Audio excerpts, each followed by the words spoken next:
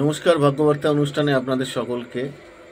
অনেকে আছে না যে অল্প পরিশ্রম করেই বিরাট একটা সাফল্য পেয়ে যায়, বিরাট জায়গায় চলে যায়। অনেকে আছে যে হাজার মানে বিরাট পরিশ্রম করেও সাফল্য পাচ্ছেন না। তার কারণটা কি? দেখুন আপনার দশমপতি কোথায় রয়েছে, দশমপতি গ্রহ কে, এবং এই দশমপতি গ্রহ যদি শুভ গ্রহ হয়, শুভ গ্রহ বৃহস্পতি আর শুক্রকেই বলা হচ্ছে। তার সঙ্গে ধরুন আমরা সাধারণতভাবে দু রকমের গ্রহ হিসেবে বিবেচনা করে থাকি, চন্দ্র আর হচ্ছে মার্কারিকে। এরা নিউট্রাল প্ল্যানেট, তো এরাও খারাপ রেজাল্ট করবে না। এদের অবস্থানগুলো দেখুন আপনার জন্মকুণ্ডলিতে কোথায় আছে, তাহলেই জানবেন যে আপনি অল্প পরিশ্রমের মধ্যেই সফলতা অর্জন করতে পারবেন।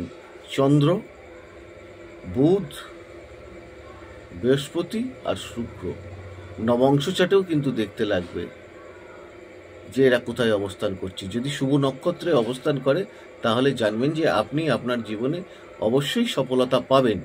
ওভারঅল অন্যান্য প্ল্যানেটগুলোকেও দেখতে লাগে, তবে এই যোগটা কিন্তু খুব খারাপ যোগ না। এটা যার জীবনেই থাকুক না কেন তার জীবনে সফলতা অবশ্যই দেবে। সে হয়তো অল্প পরিশ্রম করেও পেতে পারে, আবার একটু পরিশ্রম করেও হতে পারে।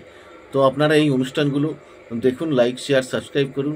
আপনারা সকলে ভালো থাকুন আর অন্যকে ভালো রাখার চেষ্টা করুন। আরেকটা কথা আপনাদের আমি জানিয়ে দিই, এই যে মহালয়া অমাবস্যা আসছে, এই অমাবস্যায় আপনারা আমার মন্দিরে যারা ইচ্ছে করে মনে করবেন যে এখানে এসে পুজো দেবো, তারা অবশ্যই এসে পুজো দিতে পারবেন এবং মায়ের ভোগ প্রসাদ গ্রহণ করতে পারবেন। ঈশ্বর আপনাদের সকলের মঙ্গল করুক। আপনারা সকলে ভালো থাকুন।